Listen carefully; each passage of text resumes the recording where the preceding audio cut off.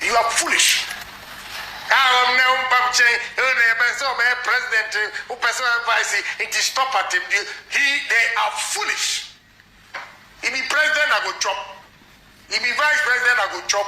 It be my work and good work that will give me money to eat. Go to hell with your president and your vice president today. Me ya me juma pemsika. And I will say only panaji me amontiana. Mosi mi yanka.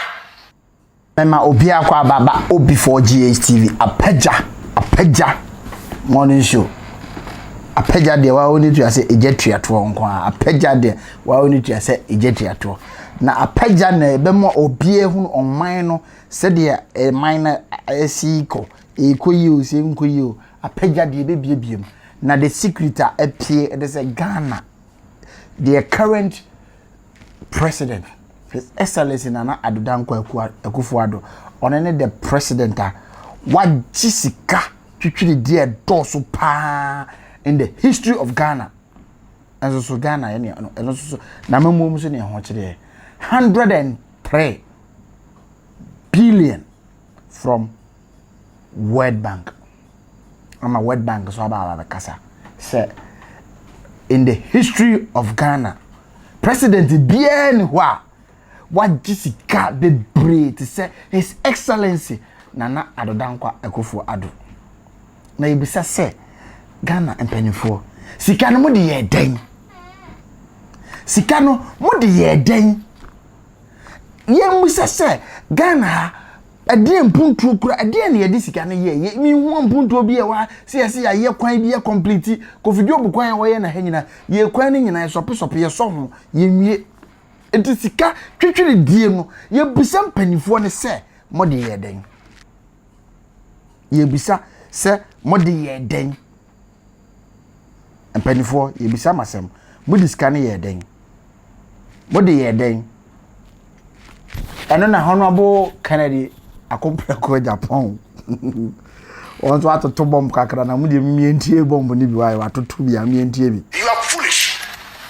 I'm now president who person advice it is stop at him. They are foolish.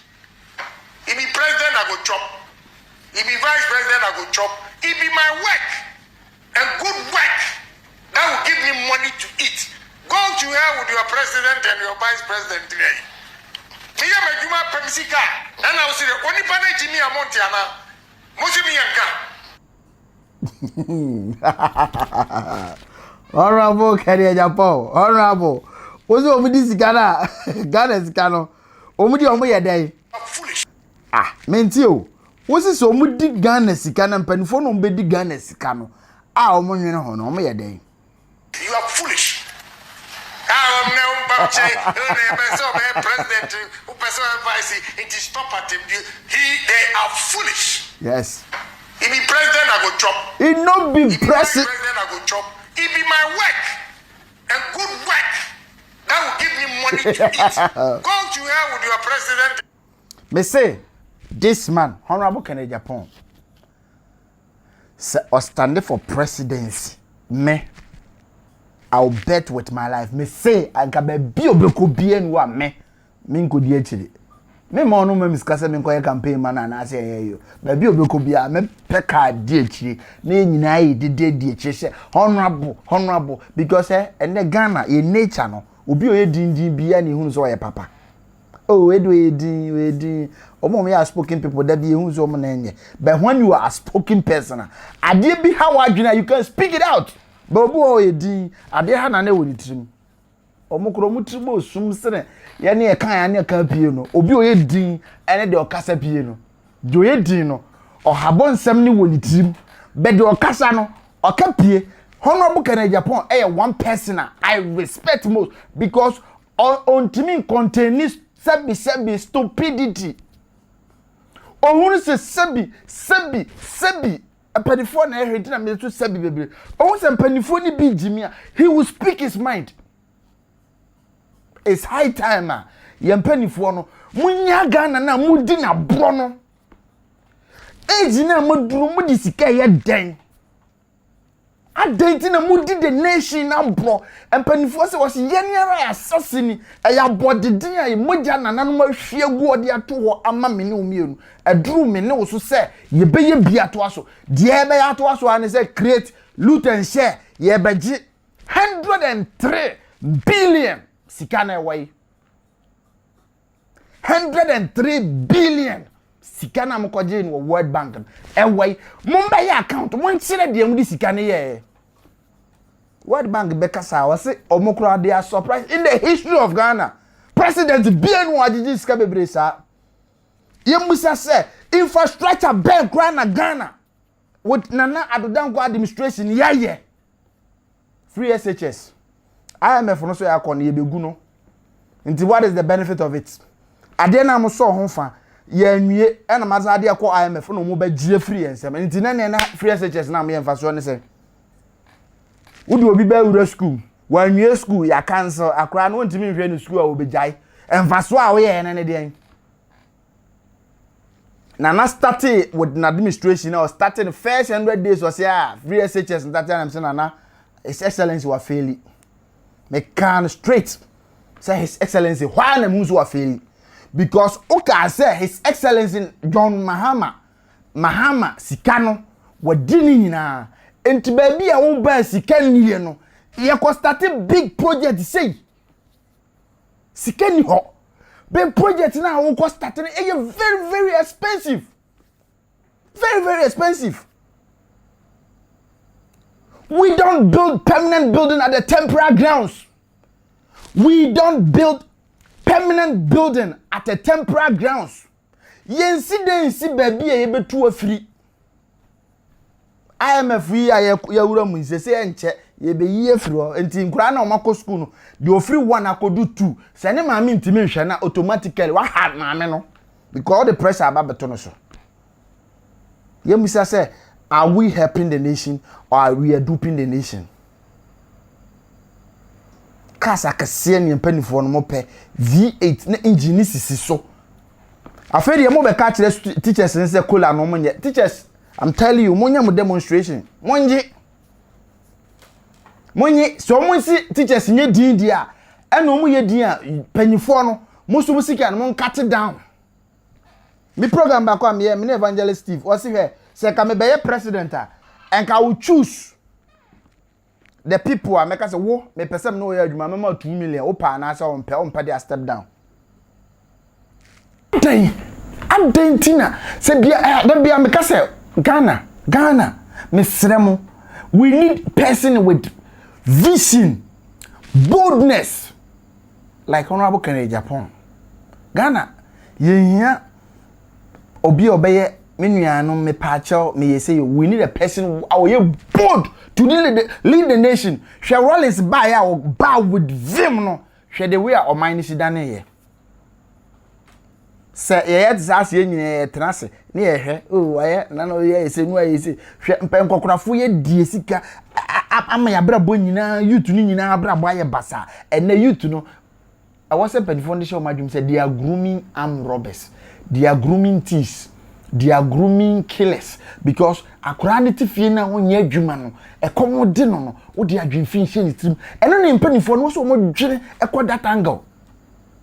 A hungry man is an angry man. Create job ma akura no ye adwuma o man me pressure o nam panyin wo sika bia wo peace of mind eno susu mu ntimi nye minua ba ko ka se o se abrofo no dwene 100 years no de o mu be ye no ne mpanifo no de o mu dwene 4 years e kwan o be fa so aye election o metima regi election irene that is what they are thinking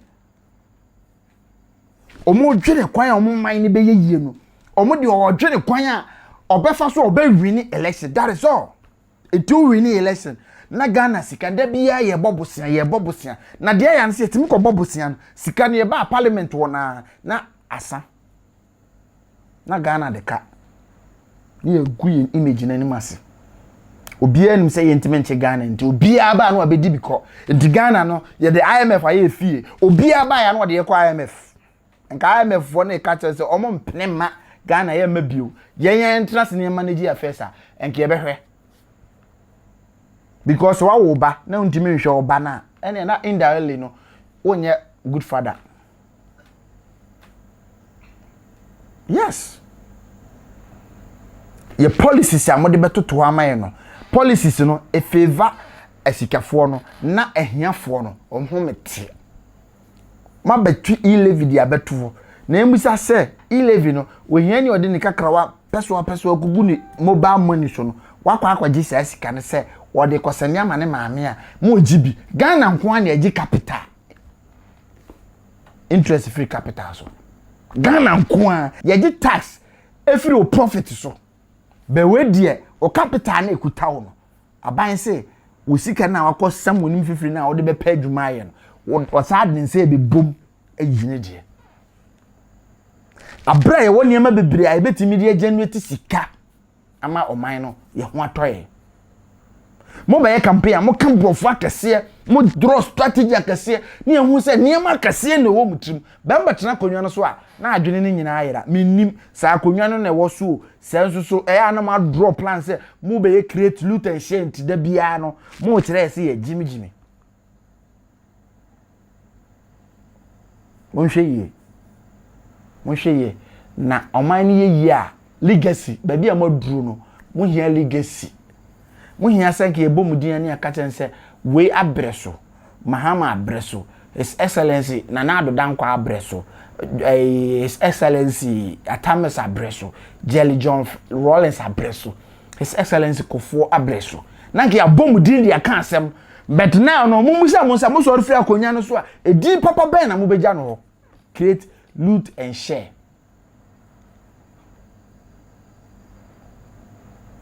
and na akura akọ adwuma ade bosumi adwuma no ni ama ne 15 million oba fia na obetua like 8 million bisa ho se ebeye dan no no kura obobra okoye adwuma na ban adwuma ne ye ma ne 15 million bosome na ono ko an electricity bills ne na yi bills e wo fie nko 8 million ko na oba do ahwa nkura no enti now no oman we aye hand to mouth and mpanifo no momo nko enjoy life oman ni se man hwe yi ebe kakra no se munima ebe kakra no ebe kan kraman mponchi en dabo en okuro wim obia be free ha akọ because what man nemu nkoyi a onya ni tirima vum mo so na mo condemn Libya control ni man you people are pushing the youth to there mo na mo push o mo ko adwuma ni wo youth ni tifie onya adwuma nye mo create jobs no de mo ya ne say de kakra na mo ye ni makobo bosia de maba na mabeche ni makobo bosia na maba na mabeche bosia bonko a mo mu e ba se bosia de anke anto aba sie enim se ye beto aba mo de be bosia body a nke ya anto aba no muntimi ndro policies entimi nya engenerate sika roto na da ho no enti entimi nkofa machine e friend say Ghana card no kwa fa so a wo so ne de Ghana card na mo buy mo baji sika twitwi di se mo de kwa ye Ghana card no enfa so a wo so ne de ye who benefit be our Ghana card no so now the only ade amode dey there ya say ye ko banga ye kwa am use Ghana card no enti Ghana bank transaction tin ye be Ghana card and ye say Ghana sika twitwi di omanya e developing afen ye developing ye say sika say developed country even America and say sika no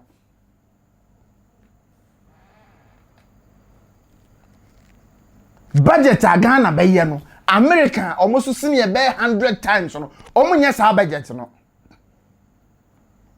ekwan a ne akaska na bombo no ma che no ma di abro na mokọ nti yare huhu na bom na mo diska ni nyina ko hem hospital because my Ghana say munima a modern nation anything your friend my Ghana modern Ghana yanka se fada Ghana oba time to di oba time na bro wo be kire it's high time a mama Ghana peace mra o man mu na mama youth no enhu hawa omo so be kasa mumusa mo se ade nti ne nkura no omo asori a obia betena social media no mu di atem ade nti that is the question I was saying penifo no motena say empenifo can say if persuasion fails force must be applied and the youth no better social media atem the die nko an omudi yemusa say edie enti na youth no omudi atem. The reason is now no adwuma na wasa mo create ma youth no here no you are not doing it, but the only thing you people are doing is create, loot and share, and the youth are suffering. We are suffering, Your Excellency. We had confidence in you. We had you sir, you are too much for the nation Ghana. You are the one who bet me redeem me. Uni ni pa who bet me share your burden. But it seems we are disappointed because they are expected from Your Excellency and you need you promise a peaceful nation. You promise a smooth administration. You promise a happy nation. But ask yourself, say, are we happy? Are we enjoying the nation? Doom so Ghana zi ni Agyapade bia.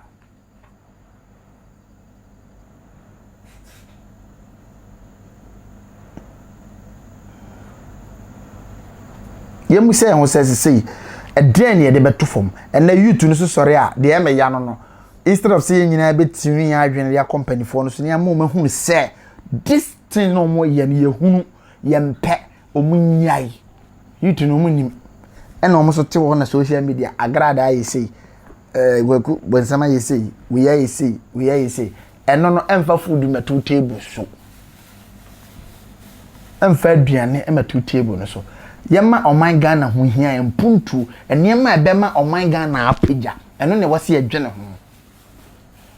epanifo no betima oman na yeye o mo betimi am oman na yeye with good policies mo betima Ghana ayete sa abrochire because we have everything in the country ye woniema bia wase oman yeye me call Dubai ni broni bi di nkomo say share when you have everything and don't have good leader.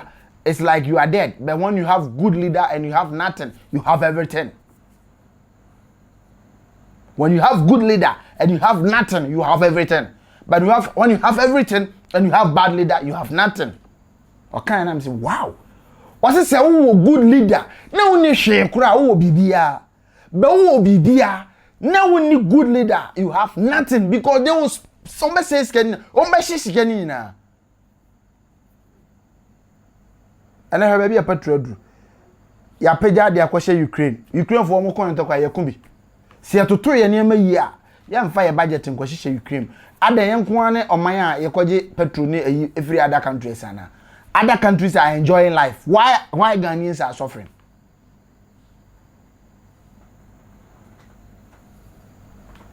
Mr. Your Excellency, we have much trust in you. We believe in you.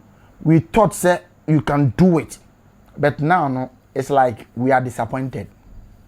We are very, very disappointed because near me as a nana, Your Excellency, you are looking share and near mano and near me be ya for say Uben's a baby now your administration. People will say your administration was a failure, but and Ubeshan and then woo no man ko phobi elutu ashe ama wo administration. The legacy na also jano masem.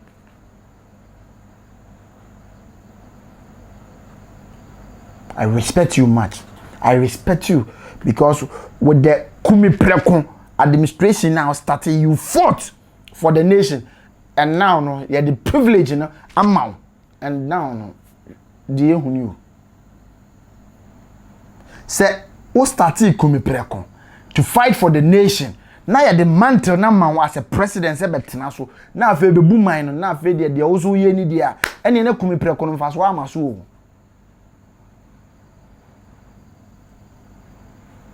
Say yen cheni di anka Ghana nko bia betime di president o. Me rahopa because the way a manner or mine yes EPP no kono. Say ya antoto ye ne meyi a ebedu mirevina even IMF will no containers. O meka say penifo na amugu Ghana no. The danis kan mama hye no ma say ntimo ma ha bio. Because ya mo chire mi say honorable Alanche Matebe chire say IMF no ebusua kuo bi asika kuo batan kuo bi a o man ni nyina no aka ho abom se o man a sebi wadi ni sika nyina o ni sika no na ya boa na ese Ghana ye nko yakọ 17 times na je se da bia na ye gisika na ye na ye di ase no na ya saba ye hunu se wa IMF nti ye gira na ye di na ase no nti ye gu ye ho anim ase a da bia sori ya na asese ho ko IMF no. Is this a nation we want to build? Nti obi ntimi infrastructure ma enkyere se ye gold ye diamond ye magnesium ye behunu de ye beye esikafo atwitwiri de omugu oman ma oma kreti sika nyina de akogu foreign account man na Ghana sika nyina akodi amanoni enti omu ntimi mebie jobs ema youth ni bi nyema omo ho nto no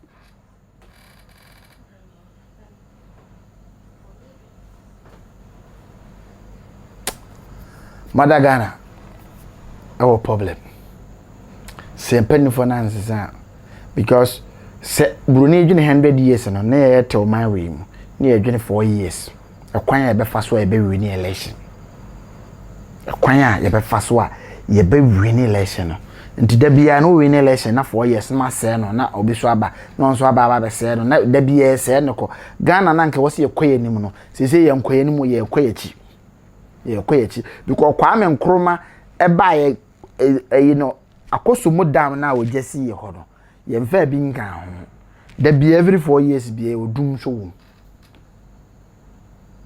dum so to no the country is bleeding and then penifo no mum they are enjoying and the youth are suffering and I was saying say every country youth no e suffer more no o minus mduenim a country youth no jobless no or mind peace in a country youth no 80% of the youth no egu prison no asomdwe ni obi bisa won say akora na free prison ebe fia hwan na ekofa na djuma enti obi mfa na djuma dia the only adjuma nipa ne betima create ama no ho ekoro no enti wan hwe ya innocently wonam baabi no obi abotu aku enti sien dwene emrantie no ho because omo na ye di omo chichiri kuro omo na ye di omo chichiri man nti mumpa adwuma man mrantie no munye adwuma na nkura na omo ne na mabonte we yakọ we yakọfa we yakọ sei no eso ntwa afobense social media atemnidie ne kasa twitwie kasa basa ni nyina to betwa ampanifo mu betima ye toto mu betima ye with a twinkling of an eye. Se lockdown ba ya na ehefie se mpanifo timi feed a whole nation in the nature say you have the solution to your problem but you people are not doing it. Lockdown ba ya na nation was stand still at that time adwuma bi anya adwuma ya blocking governmental works ni nyina obi anko baby man na said the president was able to cater for the whole nation at that time ye ho ankyere ye ya na obi an han ne dia na kyese mpanifo mu betimi am ye ho atoye electronics gadget na aba no nka mo de anaka de am de baye mo de ye na ma create database mo feed information nyina guso obi aga na card ne sika ne bi bia o card no so utimi edu sika no transaction nyina o card so enti wo de o ka kwa wo bedu ba bi atobutu ho no ewo ho wo de fa so apa na atew enya afi no obi be kan sika cashless enti obi nua ban sika ekwa ban confess straight. But when you come brand net ho no akan no ate ba kwa ma boss no ate ba kwa ma highway enti bed no man na yiye wakọ hospital no doctor na ono hospital ho no wa bie pharmacy wo nchen enti aduro ni bi wo hospital kra obeka che say aduro ni bi ni ho ko pharmacy we ne koto aduro ni bra ono nko na nu nti bed no man na yiye edu mire bizu a yemfa blame ni ma kufu adonko yemfa ma yenia so yehu bi yenia so yeku yehu bi ye create health insurance ne ma akwabra ne timi sese nuro no da kogu ne fie aburo die nti aduane no school feeding nuane no so ye de aba school mu na ye se fa feeding kura no ma kofa mu anya papa e de aba no ma sesa mu no mu de ko mi wo ba ku bi wo ho na me ye evidence me pay evidence me obi for GH this am nyam video no me bia video na me ba be kasa afa ho wakofa kwase mu efense to jimi apro wode koma nkora no mu ni nyare ne banim uwia nam de blame na koma president musu mu di man na bro ni bi ye nyina ye di man na bro ni bi enti president ye ni ye na wo susu a wo hwe me no na so ye ni ye Zoom live for pra. Usunum so ato abontene. His Excellency in free flash staff house or MSSA. Nti ewia say e man ni mo tan. His Excellency nya adwuma ni ye. Wo so ye o man ni bi. It's high time criticism no yem kon way back way on. Ye de bi ma aban na ye de bia ma ye ni aye ho. Ye to petrol mu no taxi driver, trotro driver, ye se fa 10 pesos to so onko also the 50 pesos beto so. Ye te so awon te so bi o. Wo so o man ni dwane. Wa na de o man ni dwane. Don't blame the president. Wakotomo one bag back 40 cedis. What the ababe jina o turn 70 cedis. Uwi also o man ni dwane. Wa na o dwane man no. Obi ebu nu yonko, o man baby ebedu no, obi ebu panyini bu akura ebu panyini. Enti o man ye si apene ne high aggressive ene ete ho. It's high time we say how to manage ourselves. See how to manage ourselves. Ghana will be a better place too. Me nua ba community nkomo say abruche e price stabilization to say ahatuha lorry fan e be 100 cedis a 100 cedis sa over bare 5 years still 100 cedis because bruni no o mebu baby bininya small chance no person obu ni yonko e wi ane da kwese president Kennedy a wososo wo hobi ye nyina ye no Ghana ye ma Ghana nyeye Ghana yeyi ne yeyi a ye nyina ye wom enwene ne dwenenchirima enwene ne o dwenenchirima no me ka asem na ya me nka ne o me ka ne nchirima no ye nchirima na nti ye baba babuduru mere bi no na ye nchirima no nkonto mere kura mu hunu bi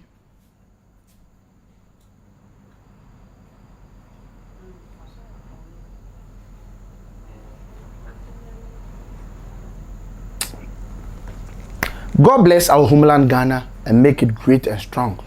The name still remain about 4 back up. Mr. Obia or me just subscribe to OB4GH TV. Anybody be a person or back on the program sponsorship. So I sponsor OB4GH TV. You are humbly welcome. OB4GH TV is a reputable establishment. Yeah, dear, you say we deal with credible things. So anything be a buy IDM the credibility is also intact. And we welcome you say mo ba na mo mie no nyina de odo abodom na yama on the nation Ghana and move to the next level. Ye bompa ye say urade be pagya e de adwempa nimdie e be hye mpanimfo ni trim na oman no ayeyi na ye nyina ya sere. That's ene mo be sa tienka medina ne obofo ba akopɛ. God bless you and bye bye.